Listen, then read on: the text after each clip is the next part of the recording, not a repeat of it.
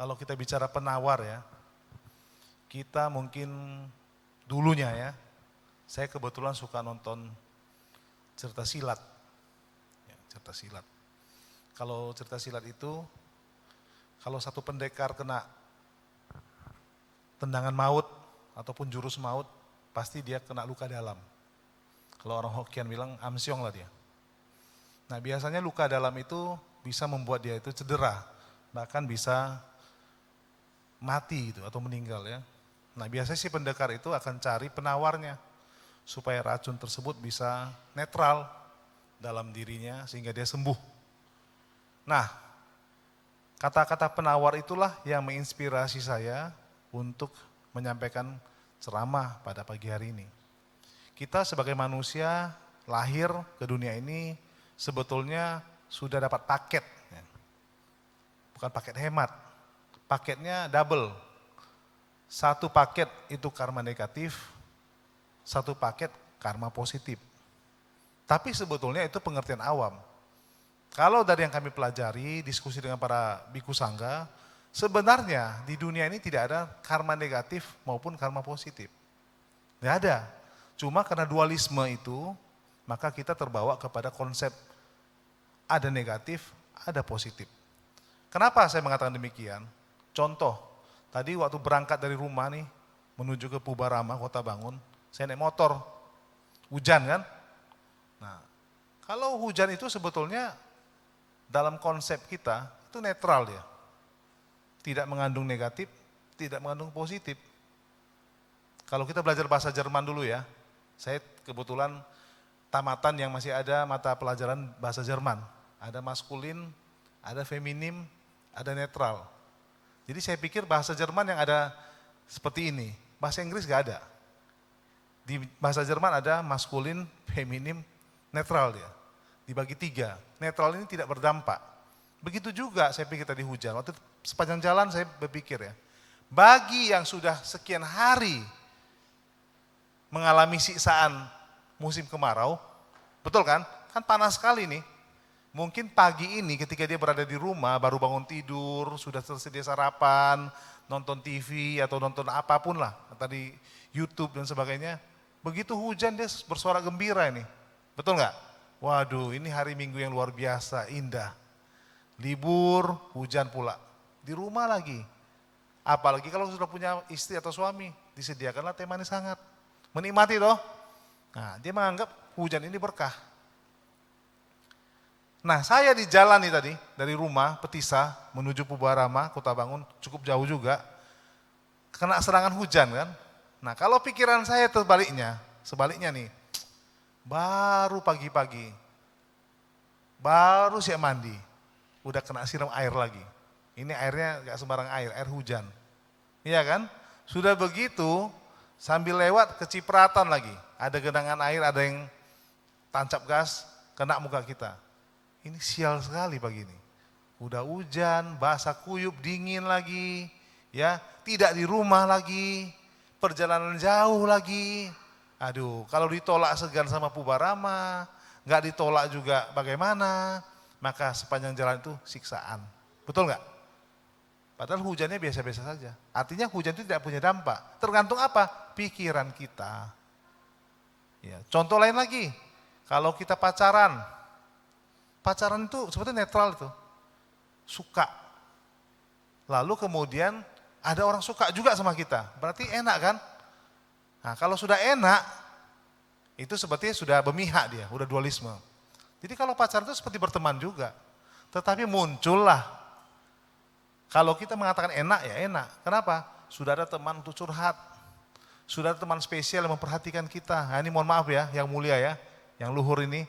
Jadi sudah ada yang memperhatikan kita, pulang ke rumah ada yang nanya kita, sudah makan belum? Sudah sampai belum? Tadi hujan-hujan dingin enggak? Nah itu kalau udah pasangan, kalau enaknya, tapi gak enak muncul. Rasa melekatnya, aduh, saya merasakan betul itu ketika pacaran dulu. Begitu diterima cinta saya, tak bisa tidur aku 2 hari 2 malam. Rasanya gayung bersambut dan betapa orang paling bahagia di dunia. Tapi kemudian hari ketiga ketika lihat teman kita ini kumpul sama yang lain, kita merasa gak rela. Kenapa seolah berbagi? Dia kok berteman sama yang lain juga, tidak sama saya saja. Muncullah namanya ego. Nah ego inilah yang merusak kita. Muncullah peraturan. Apa peraturan? Kamu tidak boleh ke dia, kamu hanya boleh ke saya. Lalu ketika dia patuh kepada kita, bukan selesai urusan, muncul lagi masalah. Dinaikkan lagi dosisnya nih, aturan-aturan makin banyak, akhirnya muncul pertengkaran dan sebagainya. Akhirnya yang tadi netral menjadi negatif. Jadi pacar itu seolah-olah negatif. Apalagi ketika dia tidak mau lagi dengan kita. Kan semua ada expired di dunia ini ya. Kalau kita renungkan semua ada expirednya. Berumah tangga pun ada expirednya. Kalaupun kita gak mau expired, alam yang membuat expired. Contohnya apa? Berpisah untuk selama-lamanya. Tidak ada yang langgeng. Nah jadi muncullah negatif. Lalu kita mengkelompokkan itu sebagai karma negatif dan karma positif. Sebetulnya bagaimana supaya kita bisa tidak menderita itu? Melampaui dari positif dan negatif itu. Melampaui pikiran itu. Susahnya minta ampun, betul. Makanya Buddha ada mengajarkan kepada kita untuk selalu menjaga pikiran kita kan. Kenapa pikiran itu dijaga? Bukan tidak boleh berpikir, salah. Ada murid saya bertanya, Pak, Buddha selalu mengutamakan pikiran. Pikiran adalah pelopor, pikiran adalah penentu. Apakah kita tidak boleh berpikir? Boleh. Tetapi yang tidak boleh itulah berpikir yang mendua, memihak. Nah kalau memihak ini bagaimana? Ini main perasaan. Atau bahasa kasarnya common sense. Banyak subjektifnya. Banyak diwarnai dengan pengalaman-pengalaman masa lalu yang belum diverifikasi dia. Nah, tapi kita gak membahas itu. Nah, jadi ketika kita lahir ke dunia ini, sebetulnya paket itu sudah ada. Kalau positif dia, apabila kita memang selalu berpikir yang baik. Negatif, ini apabila nuansa-nuansa perasaan itu selalu didasari oleh 3 akar kejahatan. Yaitu loba, dosa, moha. Mengambil barang, gak masalah. Tetapi mengambil barang dengan unsur loba, keserakahan, bermasalah. Coba perhatikan ya, ada handphone, lalu kita ambil. Ini bukan handphone kita ambil untuk dikembalikan, itu benar gak? Benar. Tetapi ketika kita ambil, muncullah loba ini, yang sangat halus ini bukan punya saya, tapi saya pingin. Ini masalah. Memberi perhatian kepada orang, salahkah? Enggak juga. Tetapi memberi perhatian karena dasar kebencian, itu merusak kita dan merusak orang. Kenapa? Akan muncul hal-hal negatif. Inilah yang terjadi. Menanggapi sesuatu boleh, tapi dengan kebodohan, nah ini bahaya. Kenapa? Yang terjadi adalah seri yang tidak sebenarnya tapi dianggap sebenarnya. Paham kan? Contoh harta. Harta itu biasa saja. Kalau kita gak ganggu uang itu, biasa aja dia. Tetapi begitu kita salah mengartikan harta ini menjadi siksaan. Padahal Buddha mengatakan punya banyak duit, bagus loh. Kenapa? Dengan duit ini kan alat ya, tools. Dia kita banyak bantu orang. Kita banyak mengurangi penderitaan kita. Coba kalau saya gak punya duit, bisa gak sampai ke Bubarama? Kenapa? Ke Bubarama ini butuh biaya juga. Bensin, punya motor. Kalau hujan ada jas hujannya. Nah kalau saya gak punya ini semua, orang kedinginan di sini, basah kuyup. Nah, jadi alat itu bisa bantu kita mengurangi penderitaan. Tetapi ketika alat ini muncullah namanya loba, muncul namanya dosa dan moha, berubah dia. Sehingga kita memberhalakan alat itu. Kita menganggap alat itu segala-galanya. Kalau tidak ada alat itu, tidak bisa apa-apa. Nah, sebetulnya kita sudah tahu itu salah. Kenapa? Kita lihat Biku Sangga nih. Tidak punya apa-apa, hanya punya jubah, patah. Betul nggak? Meninggalkan dunia, duniawi maksudnya.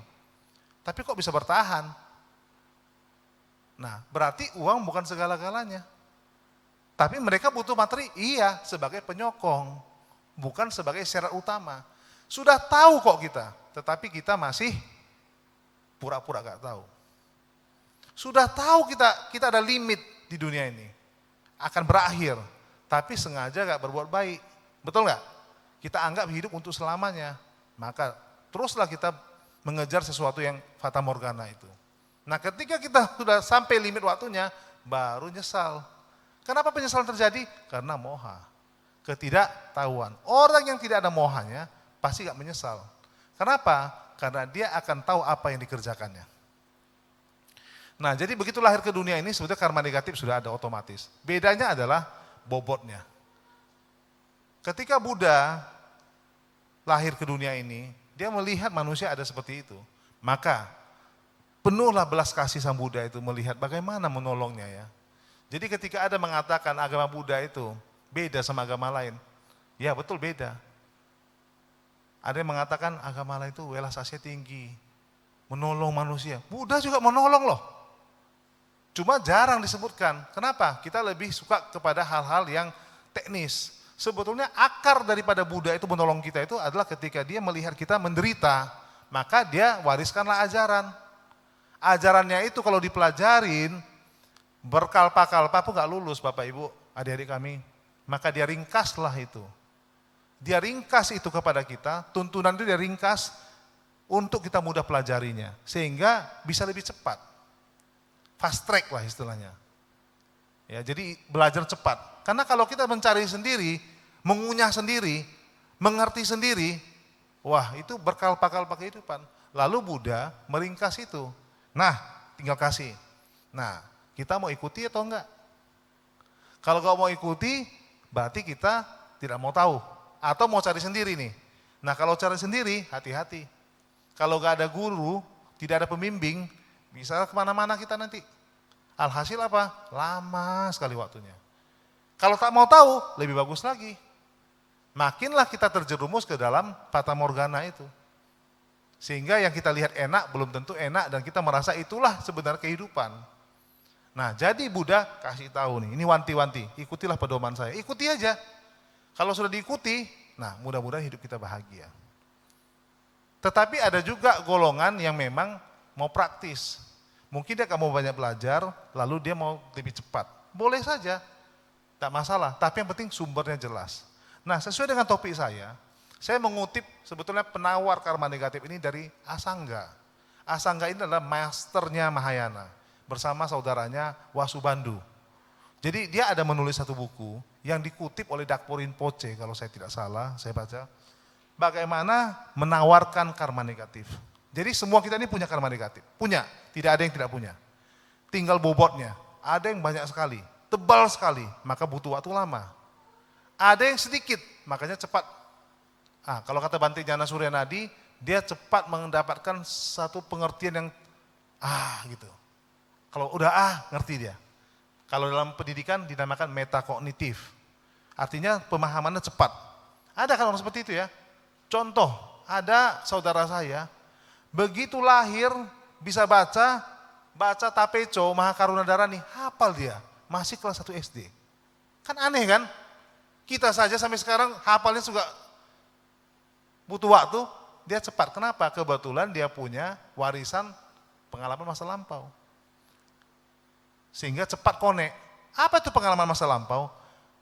Dulu kita gak ngerti, betul gak? Kalau kita bilang itu pengalaman karma lalu. Sekarang sudah lebih mengerti anak-anak milenial. Kenapa? Karena sudah ada istilah baru, jejak digital. Pernah dengar jejak digital? Contoh, kamu maki-maki orang di IG nih. Cepat ketangkap sama polisi. Kenapa? Ada jejak digitalnya. Kamu hapus pun tetap ada disimpan. Betul nggak? Nah, karma masa lampau itu seperti itu. Ada jejak digitalnya. Cuma kita nggak sebut digital lah. Jejak spiritualnya. Dia begitu kuat sehingga akhirnya gampang.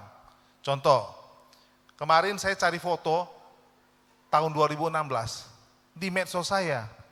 Waduh, carinya setengah mati. Ada murid kita yang anak milenial nih. Gini aja Pak, saya pakai kata kunci. Dia cari, cepat dapat. Kenapa kamu bisa cepat dapat? Ada jejak digitalnya Pak, gak mungkin hilang katanya. Betul nggak? Yang muda-muda tahu semua nih. Cepat cari. Tinggal cari, dapat, search, ketemu dia. Ini nih fotonya Pak, yang Bapak cari. Nah karma udah duluan seperti itu. Gak bisa hilang dia. Masalahnya semakin kamu banyak merekam jejak digital yang baik-baik, maka foto-foto yang lama-lama dulu tertimpa gak dia? Lama carinya. Sehingga si penagih karma itu, lamalah cari kita. Yang cincaicu. Pernah dengar yang cincaicu kan penagih karma kan? Kalau kita Mahayana paling sering itu. Misalnya ini mau cautu ya Ulambana. Ada kupon. Nama almarhum, kita tulis. Yencing Caicu. Saya tanya sama suhu, apa ini Yencing Caicu suhu? Penagih karma. Kita pernah berutang sama orang semuanya, betul nggak?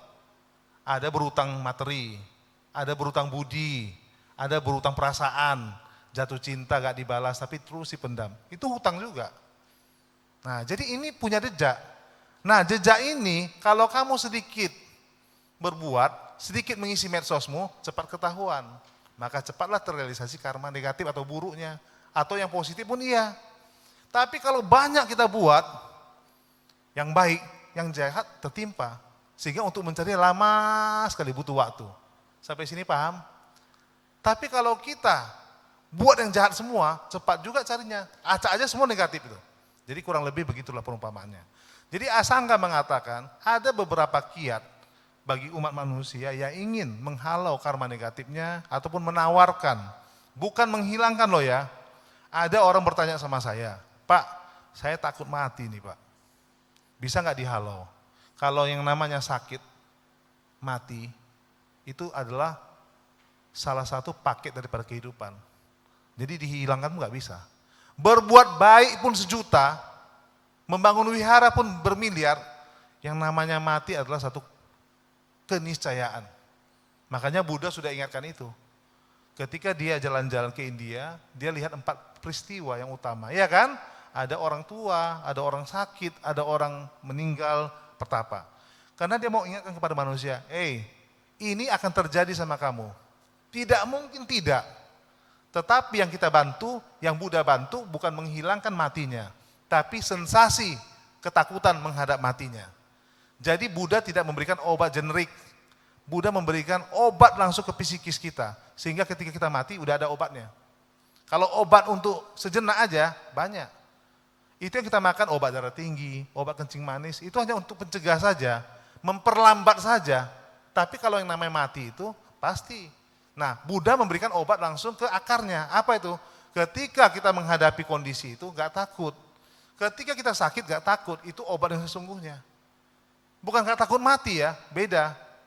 Artinya berani menghadapi kematian dengan cara be brave and gentleman. Ini kata Komodoro Yosudarso ini. Ada jalan kan di Brian itu kan, Yosudarso. Ketika dia mau tenggelam dengan RI macan tutulnya, semua anak kapalnya itu ABK-nya di Laut Arafuru itu ketakutan. Komandan macam mana nih kapal kita mau tenggelam? Katanya hadapi semua dengan be brave and gentleman. Berani dan betul-betul berjiwa besar. Itulah maksudnya. Adakah orang takut mati? Banyak. Mungkin kita pun termasuk. Sekarang sih berkuak-kuak ya. Begitu Giam Loong datang, dikeluarkan nih, 1M mau nggak? Nah ini emas mau nggak? Nggak bisa dia. Asal sudah waktunya, limitnya datang, ya dihadapi. Maka kata Komodoro Yosudarso ketika mau tenggelam, macam mana nih komandan? Ini kapal udah mau tenggelam nih. Nampaknya kita mati semua, ABK-nya bilang. Ada 25 kalau nggak salah ABK-nya. Dia bilang, hadapi. Kalau kalian nggak berani hadapi, saya sendiri. Dia katakan pakai radio, kapal macan tutul sudah akan tenggelam secara be brave and gentleman, secara berani dan berjiwa besar. Begitu maksudnya. Nah jadi artinya dia siap mati. Nah Buddha memberikan obat itu. Jadi bukan berarti kalau karma negatif ini termasuk menghalau kematian, enggak. Bagaimana obatnya menghadapi itu. Nah Asangka mengatakan ada beberapa kiat menghadapi ataupun menawarkan karma negatif. Misalnya ada nih Bapak Ibu, yang sial terus ya. Yang tiap hari gak ada duit ya. Bagaimana caranya nih? Pertama sekali adalah Sang Buddha mengatakan perkuat pemahaman. Perkuat pemahaman. Dalam jalan utama berluas 8, yang nomor 1 adalah pandangan benar. Betul gak? The right view. Pandangan benar. Kalau sudah mandangnya benar, amanlah kita. Apa itu pandangan benar? Ya melihat pada tempatnya. Melihat pada semestinya. Contoh, kalau kita gak ada duit, jangan ke dukun. Jangan melipat gandakan duit. Seperti di dukun Banjarnegara sana itu. Akhirnya menghilangkan nyawa. Kalau gak ada duit, apa sebabnya ini? Pertama yang paling gampang adalah, kalau materi-materi masih gampang obatnya nih. Pertama, kalau gak ada duit, berarti boros. Paling gampang diduga boros. Atau ada pola keuangan yang gak sehat. Itu dulu dipelajarin. Nah, mungkin ketahuan, ganti handphone, beli handphone juga. Ada handphone baru, ganti juga. Ini boros. Atau mungkin suka makan enak. Tidak sederhana hidupnya. Ini dulu dibereskan. Kalau sudah dibereskan, coba tengok. Apakah masih masalah ekonomi? Masih juga. Nah, kerjanya apa? Oh iya Pak, saya kerja 6 hari, kerjanya cuma 2 hari. Berarti pola kerja. Oke, kalau sudah diselidiki ini masalahnya apalagi? Kesehatan. Sudah kerja Pak 24 jam sehari, 24 hours every time, tapi kerja terus, gak pernah istirahat. Penyakit datang, uangnya habis beli obat. Ini banyak. Jadi patah sang Buddha atau asangka, perbaiki pemahaman dulu. Apa? Bagaimana cara kita memperbaiki pemahaman? Pentingnya kalyana mitra. Maka perlulah biku-biku sangga. Perlu konsultasi kepada biku sangga. Makanya kenapa Buddha mengajarkan kita untuk dekat dengan orang-orang baik? Supaya itu, karena orang baik pasti nasihatnya baik. Betul nggak adik-adik? Orang jahat nasihatnya ya kurang bermutu. Coba kalau kita berkawan dengan perampok. Aduh, ini uang nggak ada nih. Mau lebaran pula, mau Imlek pula. Apa usulnya? Ya merampok lah. Jambret lah. Nggak pernah dia bilang, ayo kita berdana lah. Atau coba kita bagaimana supaya kita memperbaiki karma kehidupan kita. Nggak pernah. Pasti dia cari cara-cara yang menurut saya tidak begitu layak, tidak begitu elok. Kalyana mitra. Termasuk biku sangga, kalau kita tanya Bante ini bagaimana? Mungkin Bante bisa kasih solusi. Oh kamu sekarang gak ada kerja ya, oh wihara butuh ini, nah kamu perbaiki coba. Jadi dekat sama orang baik, hokinya baik.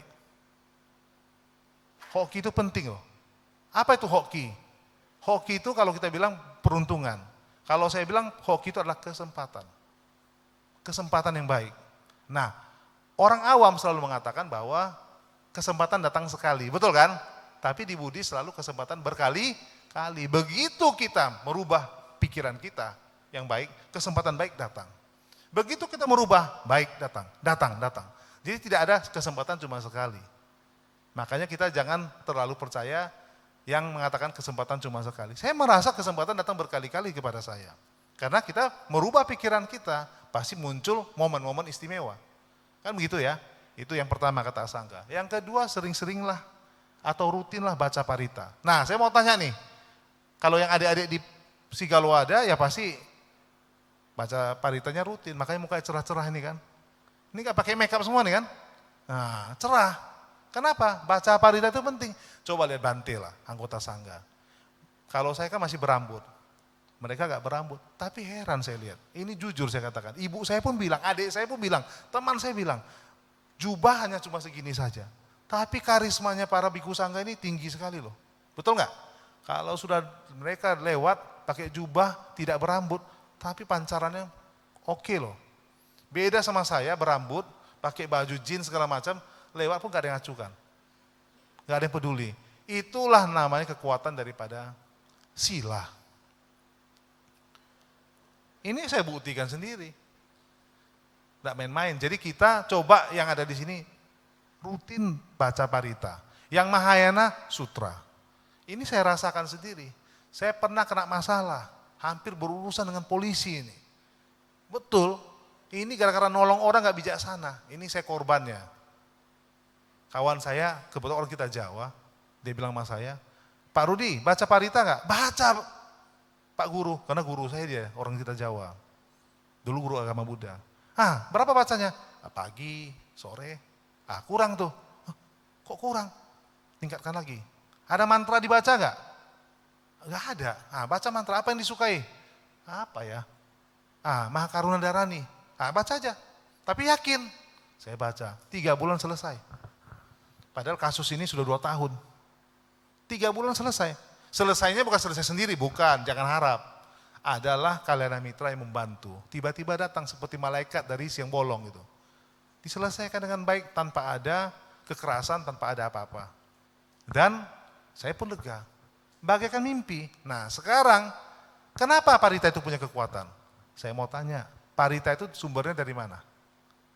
Dari Pak Rudianto? Enggak. Dari siapa? Buddha. Buddha lah yang menguncarkan itu, mengucapkan itu, Buddha kan? Betul? Lalu kemudian disalin. Apakah Ananda yang menyalin? Apakah Sariputra? Pokoknya Ananda mengingatkan. Lalu kita ulang. Nah berarti ketika kita ulang, semua yang diucapkan oleh Buddha itu kita kenang kembali, kita gaungkan kembali. Kekuatannya ada, karena yang ngomong ini Buddha, otomatis merasuk dalam diri kita. Contoh aja, ini yang ibu-ibu nih, pernah mengalami surat cinta nggak?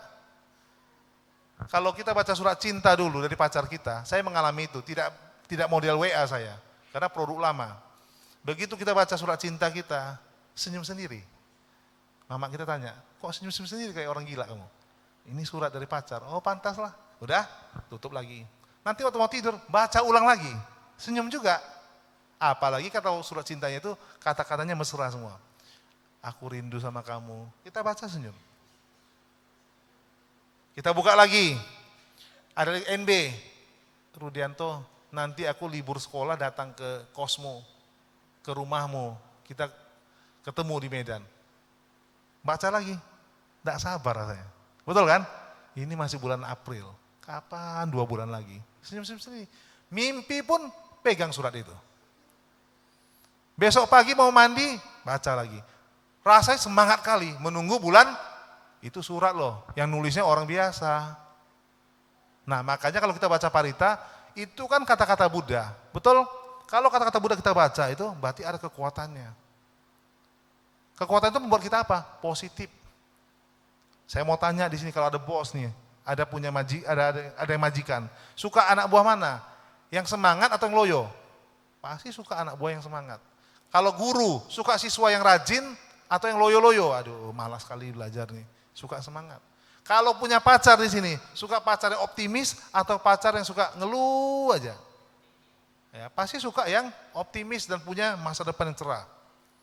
Kalau punya anak, suka anak semangat atau anak yang suka komplain aja? Pasti suka itu. Nah, kalau kita baca Parita ini, energi Buddha itu merasuk dalam diri kita. Otomatis itu kita pandangannya seperti pandangan Buddha. Apa contohnya? Karane Metta Sutta lah, kalau kita baca tiap hari aja. Begitu optimisnya kita, begitu kita kuat menyebarkan kasih sayang, orang pasti suka sama kita. Makanya dulu ada kawan saya orang kita saya bilang, aduh kamu kok banyak kali cewek suka sama kamu ya? Apa rahasianya? Gak ada. Pakai pelet kamu? Aduh pelet ketinggalan lah. Kok bisa banyak teman kamu, senang semua sama kamu, kenapa? Aku ada jimat. Apa jimatnya? Karania Metta Sutta. Asal aku baca itu rasanya aku lihat orang semua adalah saudaraku, ibuku. Jadi aku selalu ramah, baik, tidak pernah ada niat jahat, memanfaatkan segala macam. Orang sayang sama aku. Nah sampai sekarang sukses dia, kenapa? Kang taunya banyak. Asal ada apa, orang ajak dia. Dan jujur pasti, kenapa? Tiap pagi juga baca Pancasila Buddhis kan? Panatipata, Adinadana, Kamesumisacara, dan sebagainya. Dia baca. Jadi sila itu melindungi dia. Jadi itu yang hebatnya daripada Parita itu. Nah otomatis kalau kita baca itu juga, pemahaman kita seperti Buddha. Lama-lama kita akan seperti Buddha. Sehingga otomatis berkahnya juga berkah Buddha. Percaya atau tidak, ehipasiko, laksanakan saja. Kalau gak bisa Parita, sutra. Liam Keng, tahu kan? Tapeco lah, Sincing lah, sutra hati, apalagi Amitocing. Silakan. Yang cocok, Sang Buddha mengatakan 84.000 jalan. 84.000 jalan kau pilih, sesuai dengan siapa dirimu. Ada yang gak suka baca Parita.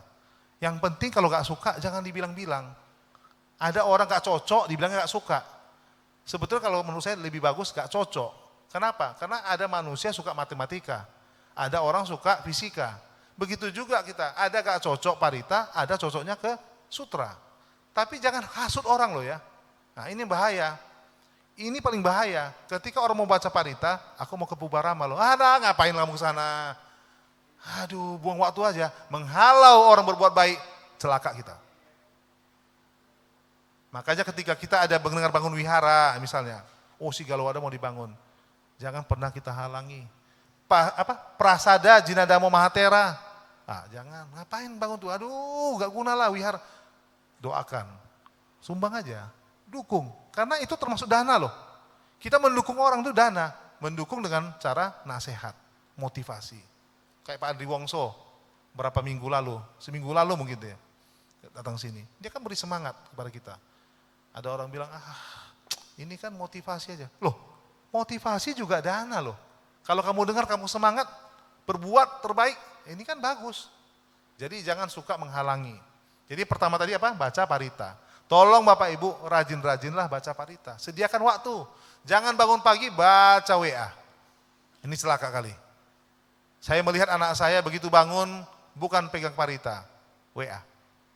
Nah, sibuk dia. Nah, WA ini sekarang luar biasa. Ketinggalan dompet, udah biasa. Asal jangan handphone ketinggalan, bisa pulang rumah tuh. Kalau dulu kita ketinggalan dompet kan berarti udah celaka ya. Berarti kita harus pulang lah. Udah sampai di Kota Bangun, rumah kita di Brayan, kita pulang. Kalau dompet. Sekarang enggak, dompet ketinggalan enggak apa-apa. Handphone ketinggalan, baru sibuk. Nah, wifi enggak ada, sibuk. Orang tua enggak ada di rumah enggak apa-apa. Nah, wifi di rumah enggak ada, gawat nih, langsung dilaporkan. Ma, ini macam mana wifi kita nih? Ada masalah nih, masalah besar di rumah. Apa masalah besar? Wifi mati. Masalah besar. Tapi orang tua enggak nampak, dibiarin aja. Nasi enggak ada di rumah, enggak apa-apa. Adik belum makan enggak apa-apa. Wifi padam, masalah besar. Satu kampung pun bisa tahu. Bisa masuk itu ke koran. Tadi malam ada gangguan ini, ya kan? Betul nggak? Lalu yang kedua tadi baca sutra. Jadi baca sutra ini menghalau karma negatif. Saya lagi-lagi menceritakan hal yang berulang kali di sini. Ya, saya baca parita itu ada hasilnya. Terutama parita-parita yang punya kekuatan.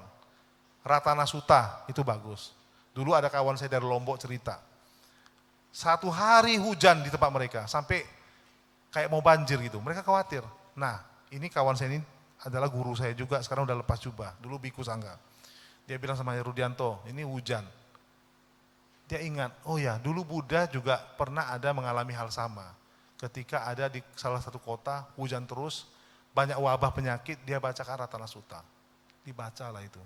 Betul loh, simsalabim abrakadabra, berhenti hujannya. Tapi ingat, baca parita ini bukan asal baca. Cobalah dengan sepenuh hati. Punya keyakinan, punya sadar. Bayangkan ya, kalau kita lihat, kita naik pesawat. Pernah naik pesawat semua kan? Nah, naik pesawat pernah ya? Kalau belum dibayangkan aja. Atau naik bus saja. Kita naik bus, katakanlah dari sini ke Prastagi. Kadang-kadang kita gak kenal loh supirnya, betul gak? Kenal gak supirnya? Atau kenal? Atau naik pesawat, pernah nggak waktu naik pesawat, ini pilotnya siapa ya? Oh pilotnya Ignatius Dewanto misalnya. Nah, saya mau kenalan dulu, betul nggak dia nih? Tapi kita percaya sama dia. Artinya ketika dia naikkan pesawat itu, kita percayakan nasib kita sama dia, betul nggak? Tidak ada keraguan sedikit pun. Nah Buddha sudah begitu hebatnya, kadang-kadang kita bisa ragu juga loh sama dia. Kita lebih percaya sama bus supirnya kita nggak kenal. Kita naik ke bus, begitu percaya kita. Ketawa-ketawa ibu, saya nyanyi, kita tanya, kamu happy ya? Happy lah, gak khawatir lah. Gak pernah kita bilang, iya ya, khawatir juga, ini supirnya siapa ya? Aduh, ini kita kenal gak ya? Ini jago gak dia bawa mobil ya? Gak tahu, pokoknya kita percaya aja. Nah Buddha, track recordnya sudah jelas. Kemampuannya jangan ditanya lagi, kita gak pernah percaya juga. Sudah Buddha bilang, banyak berdana, pasti kaya. Gak percaya juga, masih pelit juga. Menjalankan sila pasti aman, pasti nyaman. Gak percaya juga, dilanggar juga. Nah, padahal Buddha sudah jelas itu, siapa dia, kemampuannya, bagaimana beliau itu sudah jelas. Nah, pilot yang kita gak kenal, kita percaya aja sama dia. Betul gak? Nah, itu bandingannya.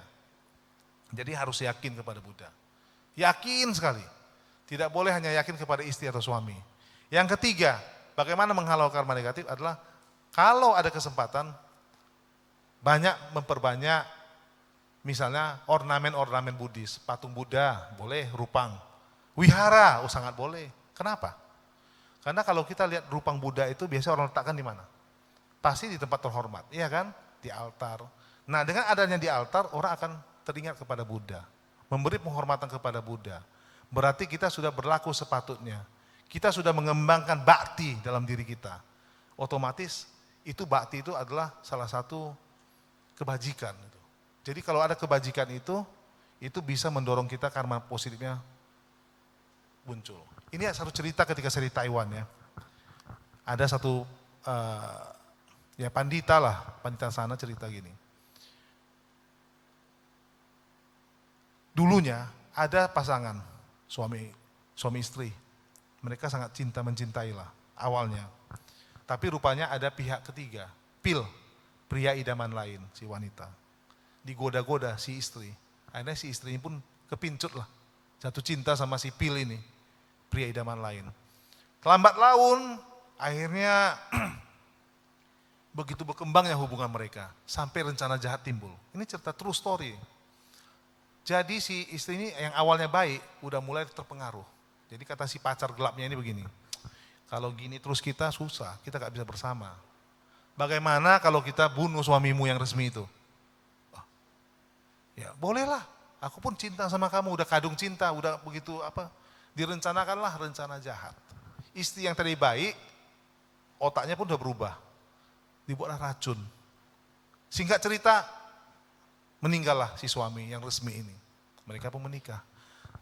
Tapi si suami yang resmi ini ketika meninggal, tahu, oh istrinya pelakunya.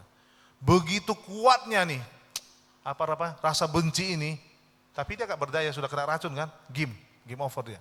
Tapi dalam kesadarannya dia, aku akan balas kamu. Nah, setelah meninggal si suami, si istri baru ingat, aduh, yang aku udah salah nih. Bertahun-tahun aku hidup bersama, selama ini baik-baik aja, menjalankan sila. Tapi aku sudah lalai, sudah kilaf ini, udah gak tertolong lagi. Dia memutuskan tobat, dia tinggalkan suami gelap itu, dia menjadi aktivis wihara. Dia bersumpah akan terus berbuat baik untuk menebus ini. Dia meninggal, mereka meninggal, satu masa berganti. Nah, terlahir lagi mereka. Ini si suami sudah jadi setan atau hantu lah kita istilahnya. Dia mau debus, mau jadi penagih karma tadi. Ketika dia mau mau menyakiti si istri yang sudah lahir jadi orang lain lagi ini, gak bisa. Kenapa? Rupanya si istri ini terus tetap melakukan kebajikan, terus masih aktif di wihara, baca parita, baca sutra segala macam lah. Gak bisa, gak sanggup dia. Dia menunggu 400 tahun menunggu. Bayangkan 400 tahun menunggu. Sampai suatu saat adalah si istrinya ini terlahir menjadi orang yang kurang menjalankan sila. Lost dia. Sehingga dia itu tidak seperti setaat kehidupan kita lampau. Situlah pintu masuknya. Kerasukan. Mau lompat gedung.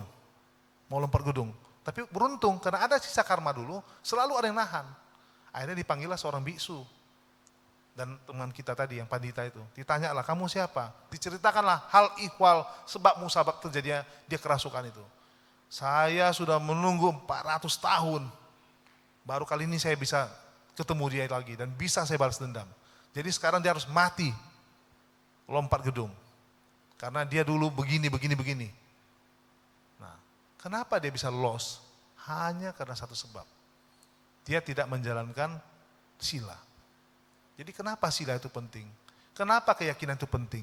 Menjaga kita dari serangan-serangan dari luar eksternal. Yang dulu mungkin pernah kita sakiti, pernah kita jolimi dan sebagainya. Dengan kita menjalankan itu, kita bukan habis ya, tapi lama-lama bisa berkurang. Kenapa? Karena kalau kita terus rutin, ini makhluk yang menagih karma kepada kita, dia tengok, wah kita udah berubah nih. Waduh kita sudah gak pernah jahat lagi. Jangan-jangan dia pun bisa ikut berubah juga. Tapi kalau dia kuat sekali ya susah kayak tadi ini kejadiannya. Akhirnya dikasih pengertian sama Bante di Taiwan. Kamu tidak boleh lagi dendam, itu berlalu sudah 400 tahun. Jodoh kalian itu sudah selesai. Bla bla bla bla dibacakan parita segala macam, sembuh. Nah, artinya apa? Juga makhluk-makhluk itu juga bisa dikasih pengertian loh. Jangan seperti kamu anggap hantu tetap hantu. Makanya Buddha benar. Kali ini hantu bisa belakangan berubah menjadi manusia. Kenapa? Kalau sudah pengertiannya cukup, bisa. Jadi jangan pikir orang selama jadi setan, jadi hantu, jadi asura segala macam. Enggak. Berkembang kok, batin kita ini berkembang semua. Nah jadi 400 tahun akhirnya baru sadar itu adalah jejak karma pada masa lampau. Tapi karena dia rajin baca Parita Sutra, terelakkan. Jadi yang ketiga itu bangunlah atau buatlah ornamen-ornamen Buddhis untuk bisa membangkitkan bodhicitta orang. Kenapa? Kita semua Buddha. Hanya karena kita lupa dengan jati diri kita, maka kita melanggar sila, berbuat yang tidak-tidak. Padahal kalau kita ingat kembali, kita kembali lagi kepada jati diri. Nah kenapa dibuat ini? Kenapa dibuat ada patung-patung Buddha? Untuk mengonekkan kembali. Betul kan? Contoh di rumah kita kalau ada altar, berani nggak kita macam-macam? Maaf kata nih, di ruang tamu ada altar, berani nggak kamu buang angin? Segan kamu. Kalau itu bisa kau jaga terus, kamu akan disiplin jadi manusia. Penuh etika jadi manusia, betul nggak? Ada manusia dimanapun buang angin. Karena dia nggak bisa kontrol dirinya itu. Tapi dengan ada altar, kita itu, iya ya ini altar guru kita nih. Masa sembarangan? Awalnya itu dulu, takut dulu, hiri dan otapa. Lama-lama menjadi karakter. Maka the end of education is karakter.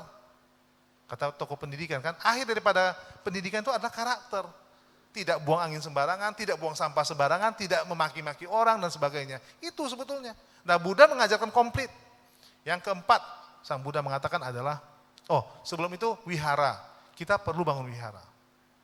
Kenapa? Coba lihat, kalau gak ada wihara bisa gak kita di sini? Gak bisa loh. Bisa gak saya ceramah? Gak bisa loh. Bisa gak orang berbuat baik? Tadi saya lihat di bawah ada bagi-bagi sembako. Gak bisa. Ada orang mau bagi sembako di rumah saya? Gak ada itu. Betul kan? Kita bagi sembako di rumah Pak Rudianto. Pusatnya. Kan lucu. Kita bagi sembako di wihara. Cocok. Betul gak? Jadi wihara itu adalah tempat wadah untuk berbuat baik. Mau berdana di wihara cocok. Function, wihara menyelenggarakan cocok. Tapi kalau function selenggarakan saya di rumah, orang pikir ini function lele, jangan-jangan masuk ke kuali dia. Ini Pak Rudianto pura-pura aja nih function. Tapi kuliah semalam makan pecel lele dia. Jangan-jangan function kita digoreng sama dia. Pikiran orang macam-macam. Begitu kan? Nah jadi wihara itu tempatnya cocok. Makanya kalau orang bangun wihara, itu sebenarnya bagus sekali, dukung. Kalau gak dukung, diam-diam aja. Jangan kau sebarkan pikiran-pikiran jahat kamu, sehingga orang tidak mau mendukung wihara. Ada begitu. Dia gak setuju wihara, dia ajak. Kamu jangan. Itu dosa besar tuh.